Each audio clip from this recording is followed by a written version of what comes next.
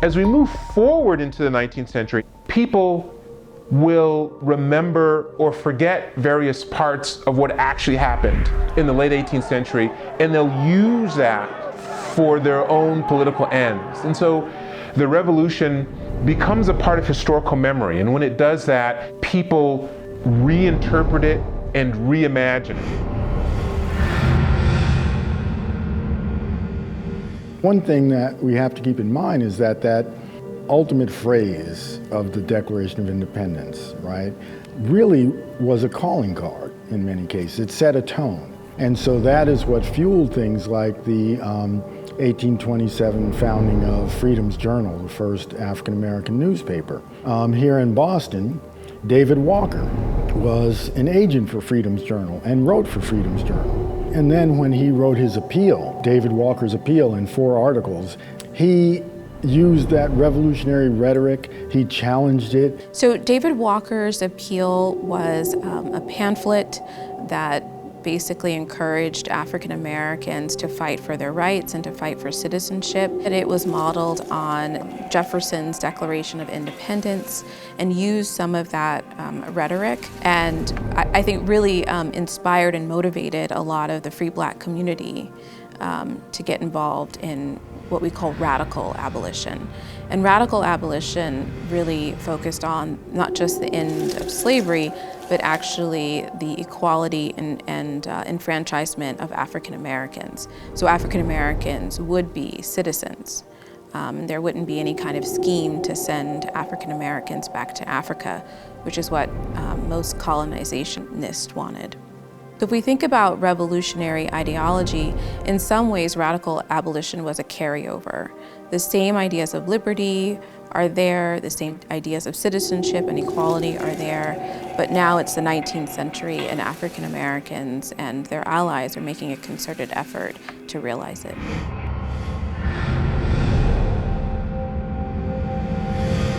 In the case of Native American history, an ongoing struggle to preserve what's left of the sovereignty of Native people, the Pequot minister, William Apess, who here in Boston in the 1830s gives a eulogy on King Philip Metacom, who was a figure from the 17th century history of Massachusetts, and in the eyes of many white Bostonians was still regarded as a reviled villain. But what Apess does is he compares Philip, or Metacom, to George Washington and says what he was doing is no different from what George Washington was doing during the American Revolution. He sought to defend the liberties of his people. He sought to defend their rights. So this revolutionary rhetoric, it's employed absolutely by William Apes, and he's also using this heavily religious metaphors and analogies about being Christian brothers. So the same thing of all men are created equal, here's the Christian corollary that he pulls in to make this argument of moral suasion, of equity.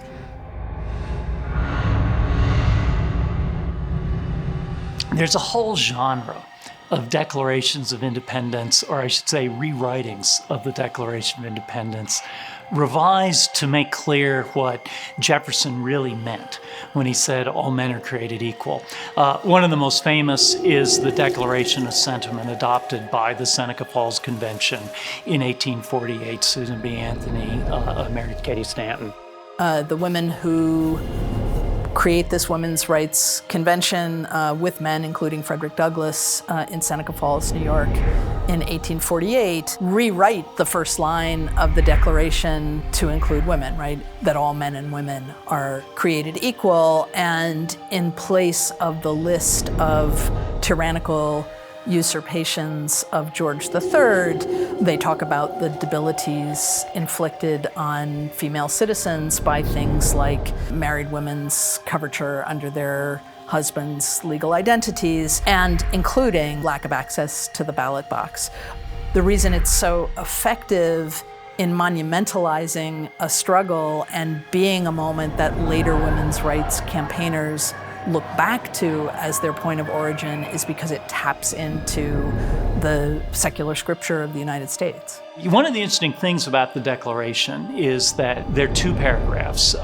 Most of us tend to be most familiar with the words in the second paragraph. That is, we hold these truths to be self-evident that all men are created equal. The fact that that becomes the default quote is, I think, an example of just how successful these democratizers were, and we find it used over and over again. One of the most famous uses of this is Frederick Douglass's famous oration in the years just before the Civil War, "What to the slave is the 4th of July?" And of course, Douglass is saying, this is a hypocritical document. You guys don't really mean it. So he's opening up the rhetorical possibility that the Declaration of Independence means nothing to the slave, to the enslaved person. And yet, of course, Douglass is a master of oratory and rhetoric. He's actually saying it should mean a great deal, and shame on you for not making it mean a great deal. When South Carolina secedes from the Union, it passes a series of statements reaching deep into American history to rationalize that. And it looks back to the Revolution. They invoke the Stamp Act crisis, saying that, we're resisting an imperial Congress the same way the colonists resisted an imperial parliament. They claim that the values of the Declaration of Independence authorize seceding from the Union. They can justify their rights to own human property as growing out of the Revolution's commitment to property rights. They make an effort on all sorts of levels, but one of the ways to think of the U.S. Civil War is a struggle over what the Revolution will mean, and whether the truly liberationist legacies of the Revolution will live on, or whether the principle of government by the people and for the people shall perish from the earth. I mean, those are Lincoln's words. One of the phenomenal things in American history is understanding how a power structure which is not enslaved and isn't going to be enslaved will come to accept that slavery itself is a bad thing. And part of it is this fundamental idea that emerges from the American Revolution about equality, about people being endowed with certain inalienable rights. Not just people like me or people like you, but everybody. And what we see being tested in the Civil War and subsequently is whether we believe that.